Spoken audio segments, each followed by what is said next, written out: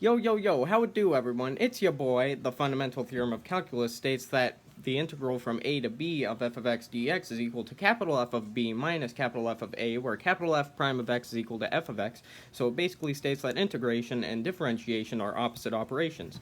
My name is Nathan Hutchins, and in this episode of my vlog, I'm going to be talking about the fourth habit of highly effective teens, which is thinking win-win.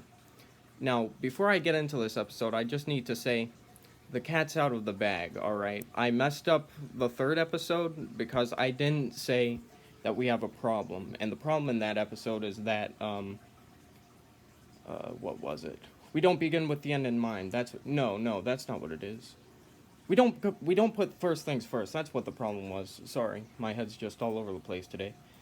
But in this episode, we have a different problem, and that problem is that people are not thinking win-win as often as they should be. So, let's go on to what I mean. We have four scenarios, and win-win is one of them, but we're going to talk about the other ones too. And those are win-lose, which the author of this book, Sean Covey, calls the totem pole. Winning and win-lose is this concept that you win in a scenario when someone else loses, which can cause further skirmishes between you and someone else. Like, I did this last time, so I get to that now. That sort of stuff. And if you are a win-lose person, you're probably very proud. You're a very boastful person. And the author uses this quote from C.S. Lewis. I don't know what C.S. stands for, but he says, "Pride gets no pleasure out of having something, only out of having more of it than the next man. It is the comparison that makes you proud, the pleasure of being above the rest." So, it's not the idea that you have something, it's the idea that you're better than someone. And that's the first scenario. The next one is lose-win. This is when you lose and the other person wins. And that can make you look like a doormat. That's why it's called the doormat, because you let others walk all over you, if you know what I'm saying. So, if you are this person, you look cowardly and weak, and it's symptomatic of peer pressure. Like, you can fall into the peer pressure trap a lot. And if you want to avoid this trap, you need to let others win at these small, petty issues that don't really mean much to you. But you want to actually put up a fight whenever they start talking about important issues, and issues important to you. So, you want to be a doormat that wipes its shoes on people when it counts, but lets people wipe their feet all over you whenever it doesn't matter at all.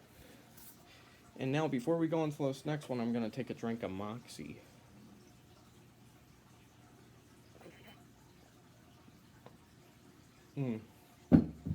So, the third one is lose-lose, aka the downward spiral. So, this is when you lose and the other person loses too. We see this in wars and stuff where people say, "If I'm going down, you're going down with me, partner." Now, this scenario can sometimes, not always, but sometimes be the result of two win-lose people, two totem poles, beating together and trying to win, because they're gonna both sides are gonna try everything they can to win. They're not gonna give up. And this can get pretty bad, especially when you consider the fact that in serious circumstances it can destroy relationships and friendships. So you want to try to avoid being a lose-lose person. You want to avoid the downward spiral. Now, going on to the fourth and final scenario, win-win, also known as the all-you-can-eat buffet. Now, as the name implies, this is where both parties win. So you have the Goldilocks zone of thickness in your skin. You have, I'm not going to walk on you, but you're not going to walk on me, you hear? So, with this, you can see it's basically a balance between being a totem pole and a doormat. Because, just like I said, I won't walk on you, I'm not a totem pole, but I'm not going to be a doormat. You're not going to walk all over my booty either. And win-win people, these all-you-can-eat buffet people, they tend to know how to effectively cooperate. And the author brings up an anecdote where basketball players actually won more often because they passed the ball instead of selfishly shooting it whenever they could. So that's what a win-win person can do. But along with these, you need to watch out for what the author calls tumor twins. And the first one of these is called competing. Let me just take a drink of my gallon of tea here. Um, sorry. Competition is healthy if someone uses it to challenge themselves or become a better person, like be their best. But if you tie your self-worth and winning together, if you see, if I win more, my self-worth is going through the roof, then you're going to try to feel higher than others. You're going to abuse that power.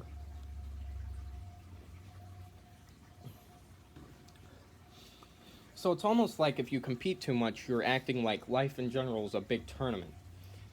And if you argue too much, if you try to act like you're better than someone way too often, you're going to look immature.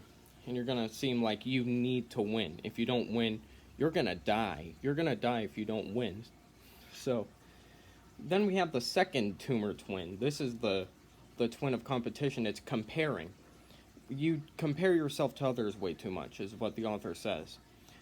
And the reason it's kind of nonsensical because, as the author points out, everyone develops on different time scales. So it doesn't really make much sense, does it? He uses two analogies here, which are kind of life-changing. They're kind of life-changing, so pay attention. The first one is relative to a cake. He says, quote, "Since we all bake differently, we shouldn't keep opening the oven door to see how well the cake is rising compared to our neighbors, or our own cake won't rise at all," end quote. So, if we keep checking and keep looking at other people, we're not going to let that cake rise because we're messing it up. Then he uses a second analogy here. Although some of us, quote, "Although some of us are like the poplar tree, which grows like a weed the moment it's planted, others are like the bamboo tree, which shows no growth for 4 years, but then grows 90 feet in year 5. And this analogy is also pretty cool. It shows that some people grow a lot continuously, but others take a bit of time. They're just down here for a bit, and then they rocket up there just all of a sudden. So we shouldn't be too judgmental about how fast we grow, how slow someone else grows. We need to respect the grind of other people.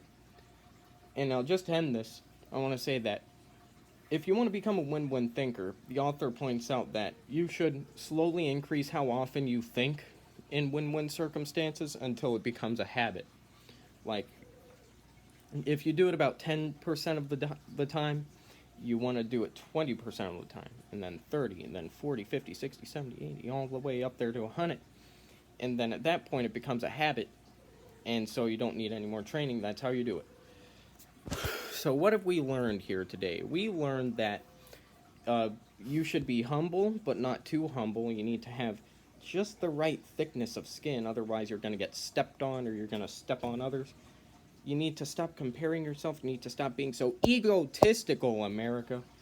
So that's pretty much it. That's my 4th episode of the vlog. Join me next time when I talk about something else. I don't know what the 5th one's called, but I'll be discussing it next time. In the meantime, I am Nathaniel Hachino, and this has been the 4th episode. I'm repeating myself. Drop a like and subscribe and click the bell if you want to see trash every day. I have a Bandcamp, Tupernicus.com/bandcamp.com. Tupernicus.bandcamp.com. And I just want to say, see you later. I hate myself.